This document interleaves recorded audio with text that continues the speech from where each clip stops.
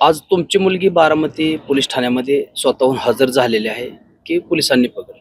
आता मुलगी तर बारामती पोलीस स्टेशनला आहे, तर तुम्ही आता मुलीला ताब्यात घेणार आहे का? हो, मुलीला ताब्यात आम्ही कसल्या परिस्थितीत घेणारच आहे. सध्या मुलगी तर म्हणते की मी नाही का ज्याच्याशी लग्न केले त्याच्याकडे जाणार आहे. तर काय नेमकं तर तुमची पुढची भूमिका काय आहे? आमची भूमिका सांगतो, तुम्ही ते पोलिसांनी दोन्ही बी तिचं जी हिडव आहेत ना ती दोन्ही नीट चेक करून घ्या. ते म्हणते चटणी टाकली नाही, चटणी तिथं आहेच, ती पोलिसांना बी सापडली. आणि दुसरं एक, आजच्या हिडोमध्ये जी टाकली तिने की माझ्या भावाच्या मोबाईलवरनं कॉल केला. तिच्या का मोबाईल असताना तिने भावाच्या मोबाईलवरनं कॉल का केला? पोलिसांनी ही कसून चौकशी करावी आणि ते कॉल रेकॉर्ड काढावे, त्यांचे कोण बोललंय त्या मोबाईलवरनं, कुणी केलाय कॉल, तिच्या भावाच्या मोबाईलवर केला किंवा कुणी केलाय ते सगळं शहानिशा करावं. नंतरच त्यांनी ही करावं आणि अगोदर आरोपींना अटक करावी, कारण त्यांनी चटणी टाकलेली, ते आरोपी आहेत अगोदर. आणि आरोपींच्या ताब्यात माझी भाची दिली नाही पाहिजे. 2020 पासून भाची जलालपूर मधली होती आणि मग जलालपूर मध्ये असताना इकडे कशी रिलेशनशिप मध्ये आली?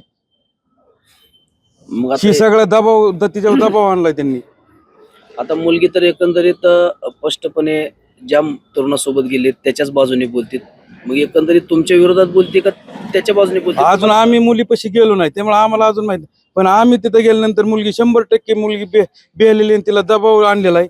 त्याच्यामुळं मुलगी 100% आमच्या बरोबर येणार आहे आणि नाही आली तर मी आत्महत्या करणार आहे, ती पोलीस स्टेशन पुढेच. तुम्हाला खात्री आहे का मुलगी तुमच्या सोबत येईन की आम्हाला सोबत येईन? खात्री, फक्त तिच्या मनात ह्यांनी भीती इतकी निर्माण केलेली की किती केली ती जास्त भीती केल्यामुळे तिला भावाला मारेन, आईला मारून टाकेन. कारण त्यांना आधार नाही, त्यांचे वडील वारलेत, आजोबा वारले, चुलतं वारले, ज्यांना ही घरात कोणी गडी माणूस नाही, त्यांनी त्याचा सहारा घेतलाय. काय कोणी भीती घातली असं वाटते? त्यांनी आजर शेख आणि तो जहीर शेख आणि तो सरपंच माजी सरपंच, या तिघांनी घातलेले. तिघांना बी कठोर कारवाई व्हावी त्यांच्यावर. जर मुलगी तुमच्या ताब्यात जर आली नाही किंवा मिळाली नाही तर तुमची पुढची भूमिका काय असेल? पुढली भूमिका मी ते पोलीस स्टेशन पुढे आत्महत्या करणार, असं कुटुंब सकट आत्महत्या करणार. कारण आम्ही घरी त्या जाऊ शकत नाही, कारण आम्हाला जगायचा अधिकारच राहिला नाही. काय सांगाल आज तुमची मुलगी, ज्या मुलीचं अपहरण झालं होतं ती मुलगी आता बारामती पोलीस ठाण्यामध्ये हजर झाल्याची माहिती मिळते. काय नेमकं तुम्ही मुलीला ताब्यात घेणार आहे का? हो, आम्हाला बी ती बातमी समजलेली रात्री की तुमची मुलगी बारामती पोलीस स्टेशनला हजर आहे, तुम्ही बारामती पोलीस स्टेशनला चला.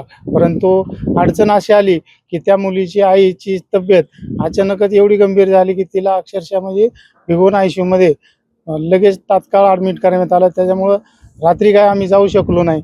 परंतु आम्ही आता पूर्ण सकाळी 10-10:30च्या सुमारास त्या ठिकाणी जाण्याच्या प्रयत्नात आहेत.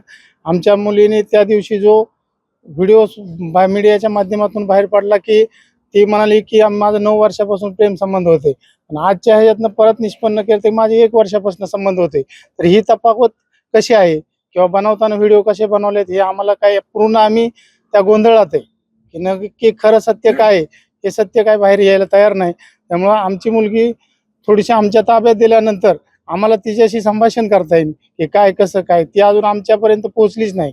त्यामुळे बनवलेले व्हिडिओ खरे आहेत खोटे आहेत हे काय आम्ही सांगू शकत नाही. मुलीनं देखील स्टॅम्प पेपर वर देखील प्रतिज्ञापत्र देखील सादर केल्याचे देखील प्रसार माध्यमाला पाहायला मिळालं. नेमकं काय नेमकं त्यांनी लग्न केलं का काय, कसं काय आहे? मुलगी त्यांच्या ताब्यात आहे, प्रशासनाच्या ताब्यात आहे, त्यांच्या ताब्यात आहे. ती दबावाखाली देते कशी देते हे आम्हाला काही सांगता येत नाही अजून. आता तुमचं काय म्हणणं आहे यावर? अधिकचं म्हणणं काय तुमचं? आम्ही सर्व नातेवाईक, मुलीच्या घरचे, आम्ही चुलते सर्वजण जाऊन त्या ठिकाणी तो प्रकार सगळा पाहून तिला आमच्याशी थोडंसं बातचीत करून पुढचा काय जो निर्णय आहे तो आम्ही घेणार आहे.